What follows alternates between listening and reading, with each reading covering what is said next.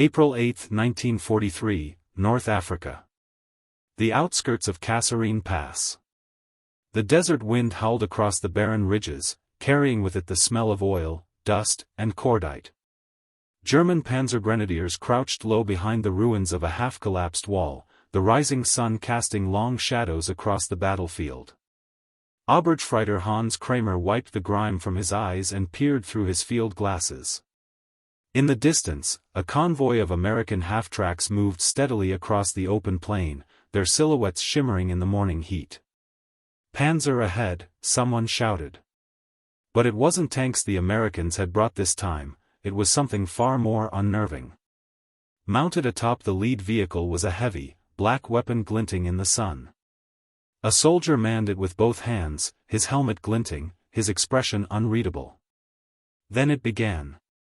The first burst from the M2 Browning .50 caliber machine gun shattered the silence like a hammer through glass. The sound wasn't just loud, it was felt. A deep, chest-thumping rhythm that echoed through the stones and sand. Kramer ducked instinctively as massive slugs chewed through the wall beside him, spraying chunks of rock and dust into his face. The rounds punched through solid cover as if it were paper. "Das ist kein Maskengewehr," one of the soldiers shouted, "that's no machine gun." They had faced British Vickers guns and American M1919s before. Those weapons barked. The M2 roared. Its slow, deliberate rhythm gave each shot a sense of weight, a metallic authority that commanded fear. Each tracer streaked like molten steel, slicing through the haze of battle and marking death's path with red fire. The men scrambled for cover, but there was none to be found.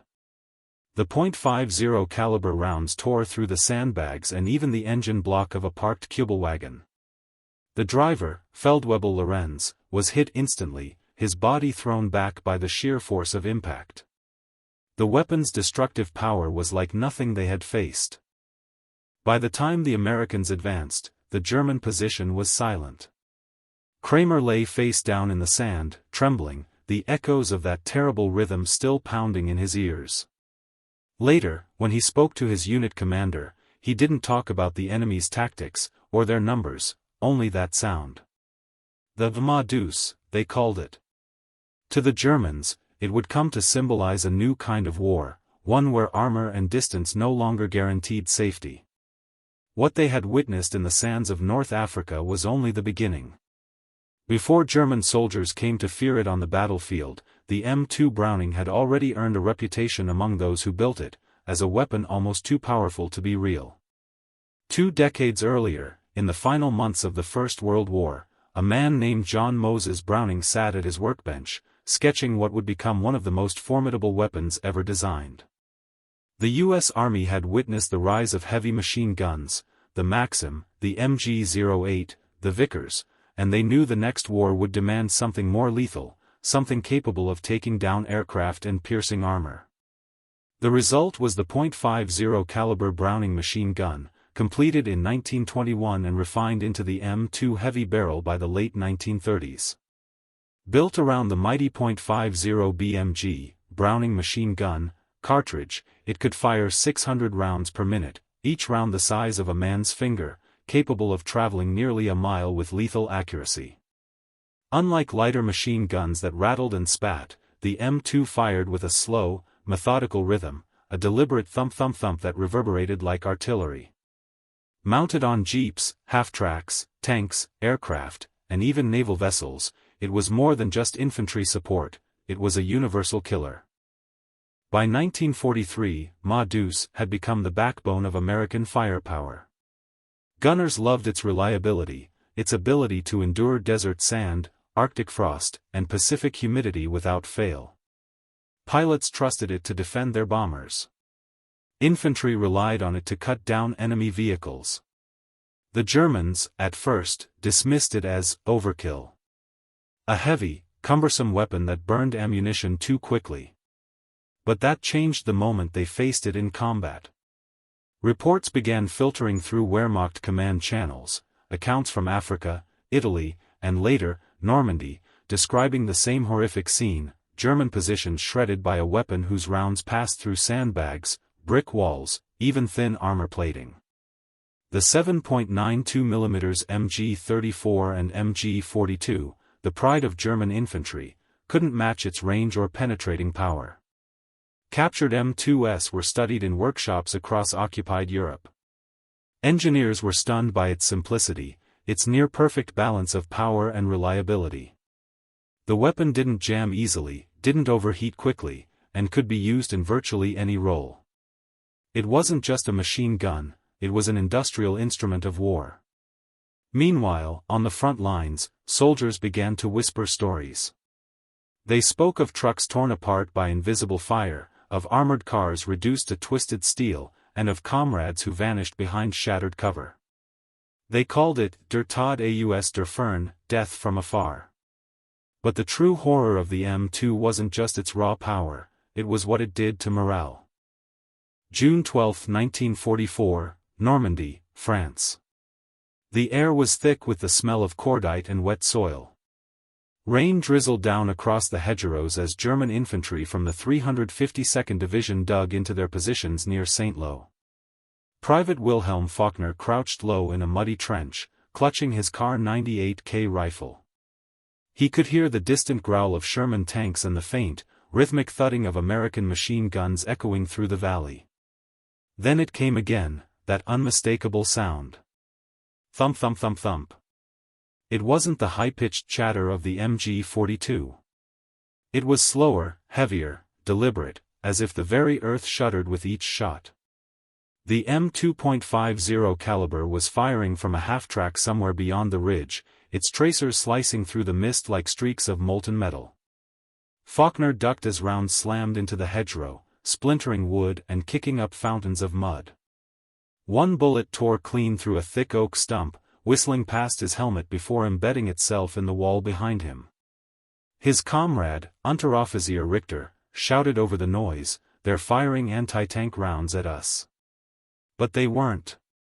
They were standard .50 caliber ball rounds, each weighing more than 4 times that of a German rifle bullet. The sheer kinetic energy tore through everything. Trucks, walls, even thin tank armor, all were vulnerable.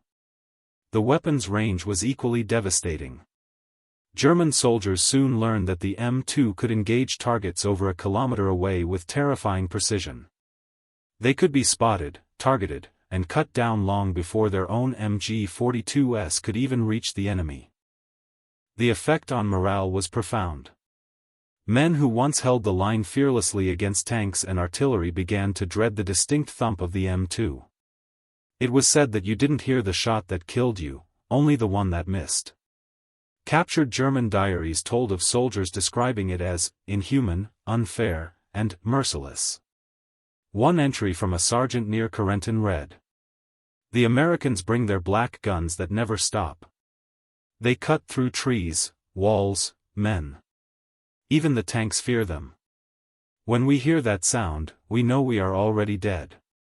The M2's psychological weight wasn't limited to infantry. Luftwaffe pilots feared it too. The same weapon, mounted on American bombers, could fill the sky with a wall of .50 caliber fire. The B-17 Flying Fortress, bristling with up to 13 of them, was a nightmare for attacking fighters. German aces like Erich Hartmann and Adolf Galland recalled how a single pass at a B-17 formation could mean death, the heavy machine gun saturating the air with lethal precision. Even if they survived, their aircraft often returned riddled with massive holes, torn fuselages, shattered canopies, fuel lines ruptured. The M2 wasn't just a weapon, it was a symbol of American industrial might. And on the ground, its echo became the sound of inevitability, a grim reminder that no matter how far you ran, there was nowhere the .50 caliber couldn't reach you. The fear was real. But as the war dragged on, the M2's reputation grew darker still, not just for what it did to enemy soldiers, but for what it did to the human body. August 1944, the Falaise Pocket, northern France. Smoke and chaos filled the valley. Burned-out vehicles littered the roads, twisted metal, shattered glass, and the charred remains of men and machines alike. American tanks and jeeps lined the ridges, their heavy machine guns trained on the retreating German columns below. From a vantage point overlooking the chaos, Sergeant Jack Collins of the U.S. 2nd Armored Division adjusted the butterfly triggers of his M2 Browning mounted on a Sherman tank. The weapon's barrel glowed faintly from continuous fire, the air around it shimmering in the heat. Below, German troops were scattering, running for the cover of woods that no longer existed. "Keep firing, Collins," shouted his commander. And he did. Each pull of the trigger unleashed devastation. The .50 caliber rounds ripped through trucks, tearing through engines and men alike. One vehicle exploded as a bullet struck its fuel tank, sending a fireball into the air. Another round pierced the armor of a retreating half-track, hitting the gunner inside with such force that it blew him clear from the vehicle. On the ground, the aftermath was horrifying.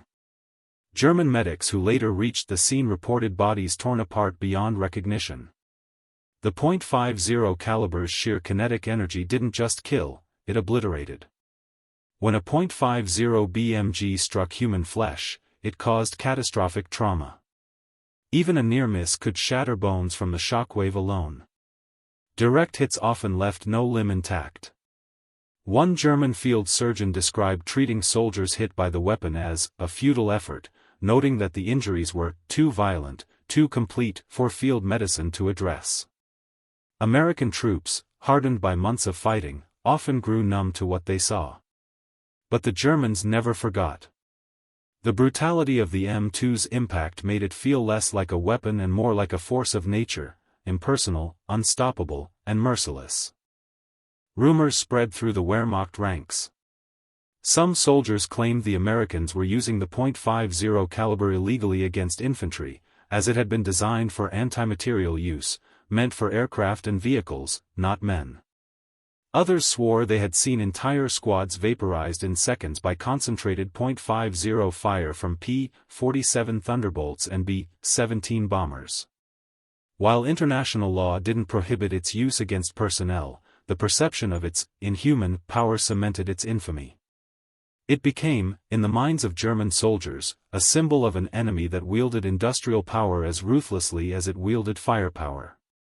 One German lieutenant, captured during the Battle of the Bulge, told his interrogators bluntly, "We can face tanks, we can face artillery.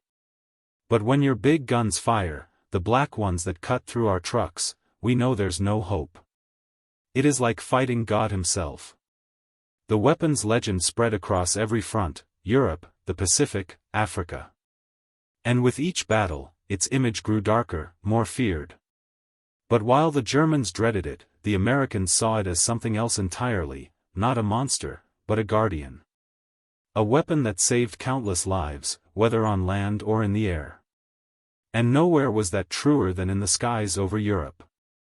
December 20, 1944, 25,000 feet above Germany.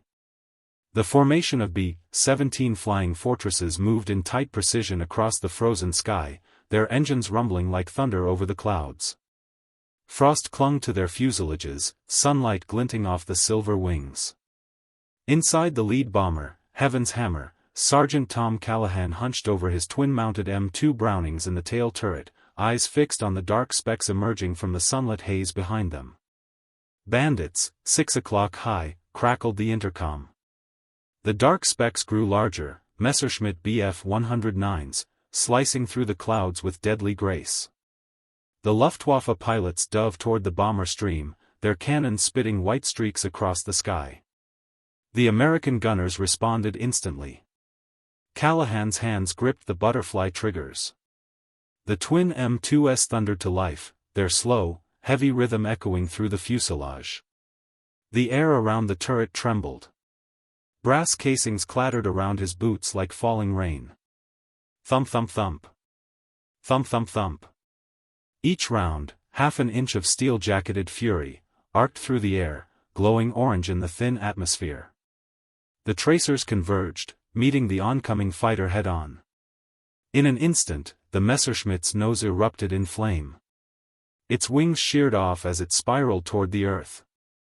Inside the cockpit of another German fighter, Oberfeldwebel Ernst Kolbe gritted his teeth. The sky ahead shimmered with hundreds of tracer lines, a curtain of molten fire. Every approach meant flying through a storm of .50 caliber bullets. He pulled his stick hard to the right, but it was too late. The canopy exploded, glass and blood mingling in the freezing wind. For Luftwaffe pilots, attacking a B-17 formation was like charging into a wall of lead. Each bomber carried up to 13 M2 Brownings, covering every angle, nose, tail, belly, and sides. Multiply that by dozens of aircraft in formation, and the result was a floating fortress that could unleash nearly 8,000 rounds per minute. German pilots soon coined a phrase. Fliegende Festung, flying fortress. Not out of respect, but out of dread. Even elite aces like Erich Hartmann and Gunther Rall described the experience as suicidal. The M2S turned the air around the bombers into a lethal web of fire, invisible until you were already dying inside it. In ground control reports, Luftwaffe commanders noted how morale plummeted among fighter squadrons assigned to intercept American bombers. The .50 cal's range and density made even skilled pilots hesitate. Some refused to engage unless supported by flak batteries or surprise attacks from above the sun. Meanwhile, for the American gunners, the M2 was more than just a weapon, it was their lifeline. They trusted it completely. When everything else failed, engines burning, controls gone, the gunners stayed at their posts, firing until the very end. One bomber gunner wrote in his logbook after a mission over Berlin. She kicked like a mule and roared like thunder. But she never failed me. When the sky turned red with tracers, Ma Deuce was the only friend I had left. The sound of those guns became part of the symphony of war, the rhythmic, punishing drumbeat that followed the U.S. Army Air Forces wherever they went. But while the M2 ruled the skies, on the ground its legend continued to grow, shaping entire battles, turning tides, and leaving behind landscapes that looked less like battlefields and more like test ranges for destruction. Next came the true test of its might, the brutal winter battles of 1944 and 1945. December 23, 1944, the Ardennes Forest, Belgium. Snow fell thick over the pines, muffling the distant rumble of artillery. The world was white, still, and deadly cold. But beneath the calm lay chaos. The Battle of the Bulge was in full fury. American positions were isolated, cut off, surrounded by German armor and infantry pushing relentlessly through the forest. At the edge of a frozen clearing, a battered M3 half-track of the 101st Airborne sat buried in snow. Its engine coughed, barely alive. Private First Class Eddie Marino stood behind the mounted M2 Browning, his breath crystallizing in the air, his gloved hands gripping the cold steel handles. Across the clearing, shadows moved, German troops advancing silently through the snow, their camouflage smocks blending with the trees. Eddie's squad was down to half strength. Ammunition was low.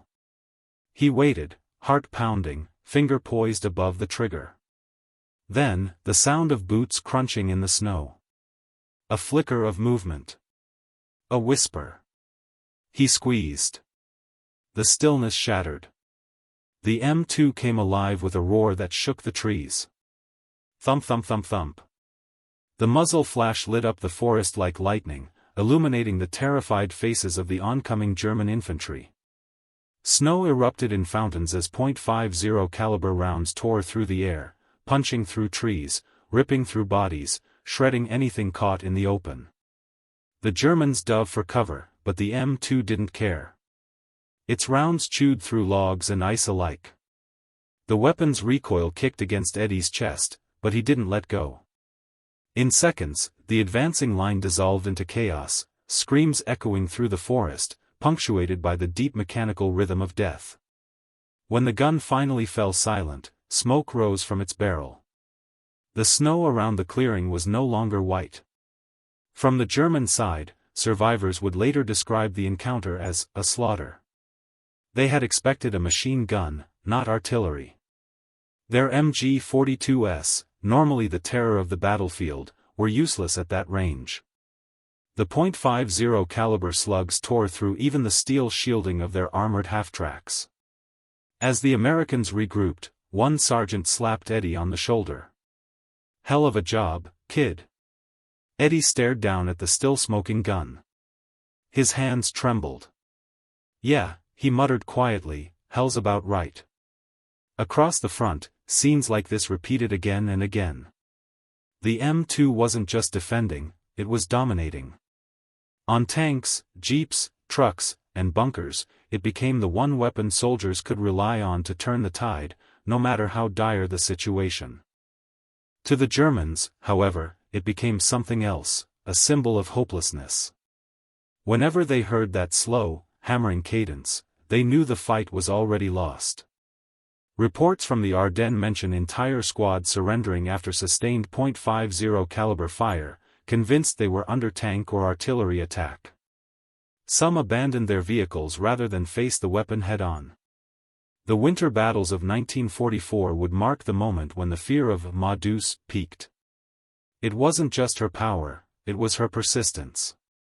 Through snow, ice, and mud, she never failed. And by 1945, as Allied forces crossed into Germany itself, the weapon's reputation was cemented, both as a destroyer and a deliverer.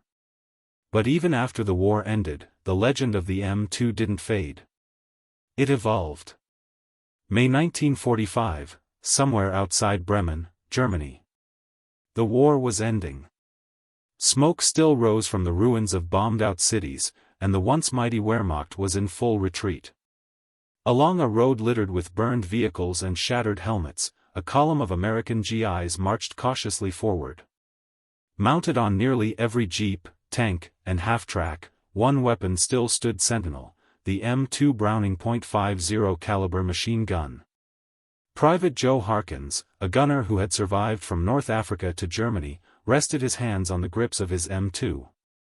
Its barrel was scarred, blackened, and pitted from years of war, but it still worked. "She's older than most of us," he muttered to his driver, "and she'll probably outlive us too." He wasn't wrong. Even as the war drew to a close, Allied commanders marveled at how the M2 had survived everything: sandstorms, rain, snow, mud, and combat abuse that would have destroyed any other gun. Where other weapons required redesign, the M2 simply endured. Its simplicity was its genius, a marvel of engineering that combined raw firepower with mechanical perfection. Captured German officers spoke with a mix of awe and bitterness when asked about the weapon. One colonel, interviewed after surrender, summed it up best. "You Americans built a gun that never dies. We could destroy your tanks, your planes, even your men, but not that machine gun. It is not human. It is eternal." As post-war Europe rebuilt, the M2 remained, reissued, repurposed, and reimagined. It would go on to serve in Korea, Vietnam, the Gulf War, and even into the 21st century, virtually unchanged. Its thunder still echoed from Humvees in Iraq and from helicopters over Afghanistan, proving that a weapon born in the ashes of World War I could still dominate a battlefield a century later. The Germans of World War II had called it Der Tod aus der Ferne, death from afar. But among the Americans who carried it, Deuce was something else entirely, a grim protector, the voice of survival in a world gone mad. In post-war interviews, veterans spoke of their bond with the gun not as soldiers and tools, but as comrades. One veteran of the 3rd Armored Division said, "She saved us more times than I can count. I hated what she did, but I loved that she never quit. When everything went wrong, Deuce still spoke the truth: stay alive." Even German veterans, decades later, would admit in documentaries and memoirs that the sound of the .50 caliber still haunted them. That deep, resonant thump-thump-thump, echoing across fields and forests, had become, to them, the sound of Allied dominance. It wasn't just the weapon that terrified them, it was what it represented. The M2 embodied the full weight of American industry, the relentless efficiency of mass production, and the sheer inevitability of Allied victory. When the final shots of the war were fired, the M2 remained standing, still mounted, still ready. From Normandy's beaches to Berlin's rubble, it had earned its place as one of the most feared and respected weapons ever built. And even now, nearly a century later, its silhouette remains almost unchanged, proof that perfection needs no evolution. The dark reason Germans hated the M2.50 caliber wasn't simply because it killed them. It was because it reminded them, with every thunderous burst, that their war, their might, and their machines had finally met something stronger. Something unstoppable. Something American.